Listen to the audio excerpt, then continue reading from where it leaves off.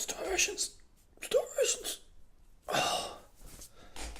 Shake the gangs off. Got another UFC fighter busted.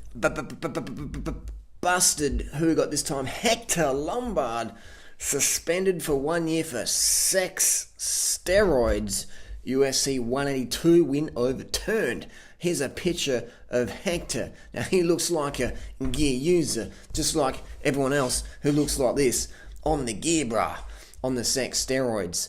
Just like the contraceptive pill. Sex steroid, testosterone, sex steroid. So unfortunately he got pinged. People are like, oh, I'm losing faith in the UFC, you know. It's like, people are cheating. Like, your job is to fucking win. You're paid to fucking win. It's the UFC, mate. It's not cycling where you could probably be a, domestique or whatever. This is winner gets fucking paid. If you're losing every single fight you're in, you're out. How many people in the UFC have lost every single fight and stick around?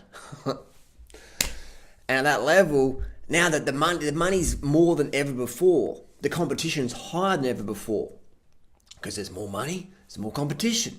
So people are willing to do whatever the fuck it takes. And do you know how hard you can punch? Do you know how much harder you can punch when you take testosterone? I mean, I've done testosterone. It is insane how much harder you can fucking punch. Knee, elbow, kick. I remember pulling a shopping trolley out and almost busted a tendon in my hand. My arms become so strong just from a contraceptive dose of testosterone and anthate for 4 weeks. Just a contraceptive dose. My arms become so strong compared to my tendons in my hand. I almost pulled the hand out of the joint or whatever. I was just pulling this trolley and it's like, yanking it. And I was like, what the fuck happened then, man? So it's insane. My strength was just off the fucking charts, man. It was insane. I'm an endurance athlete, someone who specialises in going up mountains and riding my bike far. My strength was out the fucking roof. So people are surprised when UFC fighters or boxers or soccer players, these power sports where it's boom, explosive, kick, punch, hit, uppercut. People are surprised people are taking drugs. It's just how it is, bro. It's business, mate. It's business, man. You're paid to fucking win. If you can't fucking win, we'll find a fighter or a soccer player who can. Alright? It is just, I just love reading all the fanboys' comments. I mean, there's a picture of here, he's fighting someone. That guy's in the gear. He's got the red chest. You get the red chest going on the red face. And people lose their hair.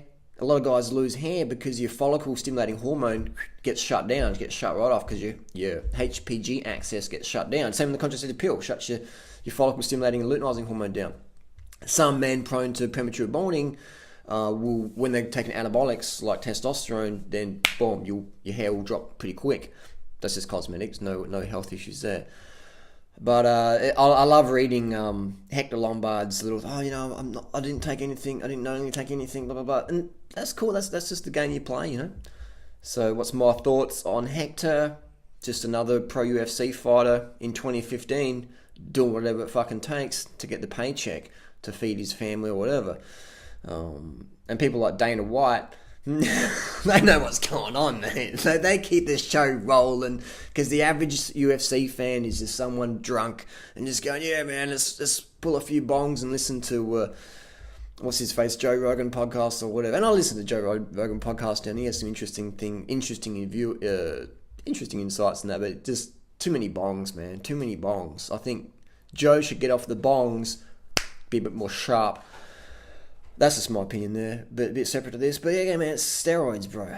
But what would be funny, what would be cool is if all these professional athletes who fucking train full-time as professional athletes took advice from some of the kids down the beach or some of the guys who have YouTube videos and claim they're full natural. So how the fuck is a pro athlete whose job is to train full-time and they're taking anabolic steroids have less muscle than the average dude down the beach who's obviously taking gear, but says, gear? I don't take gear. I look like Ziz, but I don't take nothing. Just for full natty, bro. I went from like 60 kilos to 102 kilos in like, 18 months, mate. Just hard work, dedication, bro. Hashtag soldier. Why don't the pro athletes stop taking steroids and listen to these beach dudes down the gym or whatever who claim to be full natty, bro? Why don't they? Because it's all a fucking joke anyway. Because everyone's on the gear, mates. Everyone's on the gear who's got impressive aesthetics or who is crunching out dudes in the octagon. Who's just, you can just see the level of musculature. All right, that's a dead giveaway. Dead giveaway. There you go. Some comments and criticisms. Just sharing my honest opinion in the public interest, based on the evidence presented to me by the mass media. Remember, kids, don't do drugs, and drugs work. And he's successful, and he leads the Tour de France, and he possibly wins the Tour de France. Do you know what they say? They say, it's impossible. So he must be doing something. We only have one thing to hide, and that's our hard work. To think that I'm going to come back into sport and risk my life with performance-enhancing drugs is crazy.